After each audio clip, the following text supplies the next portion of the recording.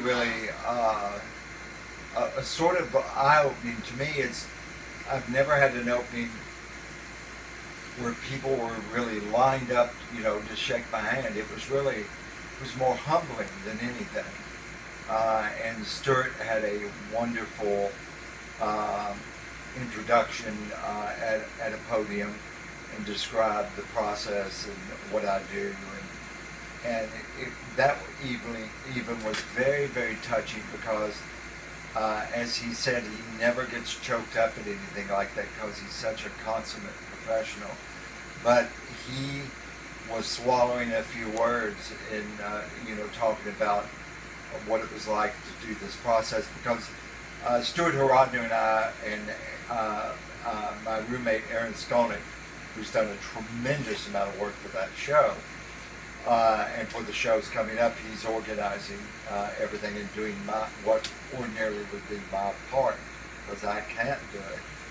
And we had months of meetings and hundreds of emails and going to the off-site storage. I have two huge off-site storage units where most of the archive is stored. So it was a very thorough process. The first time I met Stuart, and months ago when he was talking, he and Philip Marsh Jones from Institute 193, it was their idea to do all these multiple shows. And I knew Philip. I was at Philip's first show when he opened the gallery. I knew Philip knew my work very well. I didn't know how well Stuart knew my work, even though I have several different kinds of things in the UK Art Museum collection from over the years. And I could tell Stuart got it. And I guess we describe what I do as conceptual art, which is sort of a loose cannon of a description, or political art, which I don't really appreciate even as much as calling myself a conceptual artist, though, for lack of better description or understanding or communication, I don't know how else one would describe it. I could tell he got it, and if it is conceptual art or political art, it's not really a mainstream kind of deal. It's not art that people are really, really familiar with, and perhaps this area would be emblematic of that too, in that I'm sure there are a few conceptual artists in town, but I don't really know who they are.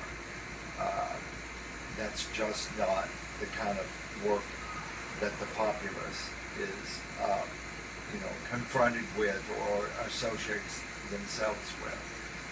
So, with that, not trying to sound arrogant, it's a body of work that is certainly not in the mainstream. And you don't even see it in the mainstream in the Lower East Side of New York or in the Chelsea art system. Somewhat, but not really. It's not the predominant genre of art that one can view in New York. You see it in museum surveys and retrospectives. So, you're dealing with a body of work that some people either aren't familiar with or don't get. I didn't get I don't get a lot of questions about the work. I certainly got a lot of questions about the work from Stuart in his preparation for this survey. But Stuart Rodner, I think he was a little surprised in that he wanted to know how involved I wanted to be in the installation of the work, and I said, oh, not at all. About 25 years ago, I conceptually discovered and designed the work to be modular, to where it could be shown in many different ways. And that's what I said I wanted to do, is that I wanted him to do it, as the curator and the director of the museum, to do it exactly the way he wanted it to be done. he did that complete show. I mean, I had a minor suggestion here or there, but not really. It's his total baby. He and his staff, I don't know to what extent the staff had an input. You'd have to ask him. He designed the whole thing. I've been writing haiku from wherever I was around the world since about 1994. He had the haiku to put he had the idea to put the haiku on the wall at various heights. Some of the placement of the haiku in this show is right above where baseboard would be, so you'd have to really be looking for it. And I think it's so clever and ingenious. And also the ID project, which I've been doing for 20 some odd years, which are basic IDs hanging from lanyards, either found IDs or my IDs, different forms of identification, driver's licenses, credit cards, and then with a date applied of when I found it. In the 20 years that I've been producing that project, I never had a clear idea how to show them, because I never did show them. And he completely achieved it by the way he did it at the UK show, which was just suspending them from nails or fixtures on a long series of 2x4s. And it's really, really, I think, formally beautiful in a way that I had never even thought of. So that's what curators and art preparators and installers can do to work when you're not so anal retentive that you feel like you have to control every aspect of the display. I didn't control any aspect of this display. But you're happy with how it... Oh, it's to me it was glorious. It was, I saw many of the things in ways that I would never have thought of, and yeah, they did a perfect job. And visually, it is just absolutely world-class and perfect. May I ask you one more question? Yes, ma'am. I don't mean to wear you out. Oh, you're not. But the days when you used to get up early and go out around Lexington, yes, I think you provided just an invaluable moment in time reference to this city and what it looks like and how it functioned. Is that how you see it, and do you miss it? I do miss it. This January 4th was the last, was 1 year that I was able to ride my bike. I was photographing, a year ago this January 4th, I was photographing the downtown festival, mostly the parades, and I've been doing that for years. And I almost fell off the bike a couple times. I had to end up walking the bike home, and I thought, I can't do this anymore. I really do miss those days. I would get up in the 6:30 in the morning and photograph Gratz Park in the fog, which happens a lot up there. That people may not know that if they don't get up that early to see it. Rain was one of my favorite times to photograph because it's sort of low-hanging fruit. You get all those reflections and you can get an interesting photograph of a very mundane scene. I do miss that.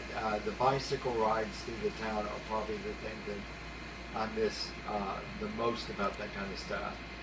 Not being a sentimental type, I certainly don't get choked up about it, but I do think about it. And being a photographer, one of the prime components, if not the main component of a interesting or good photograph is the light. But being a documenter of all those different neighborhoods, I could send you the list of that, and I will, of what streets I photographed over a 20-year period. How many times I photographed the cemetery since 1982. I always viewed that project as being more historical than artistic, because I'm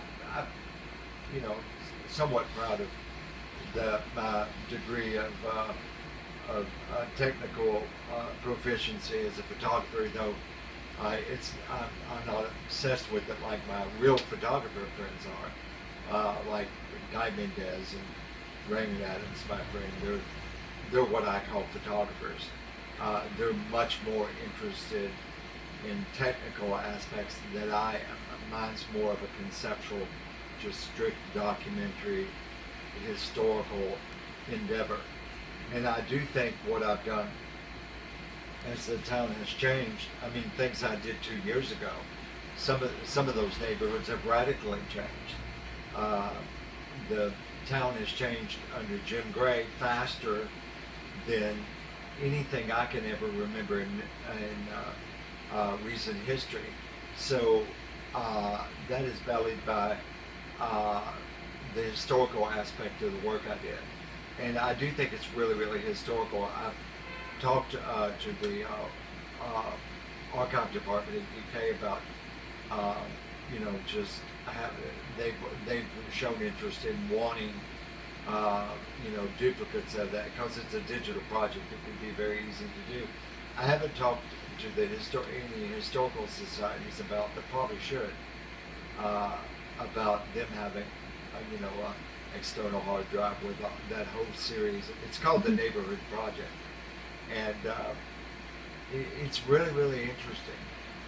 Most of them were just direct frontal shots of houses, and I did, I didn't want them to be sort of like this romantically beautiful shots, though some of them I think are because of the, the sun, the sunshine and the light coming through.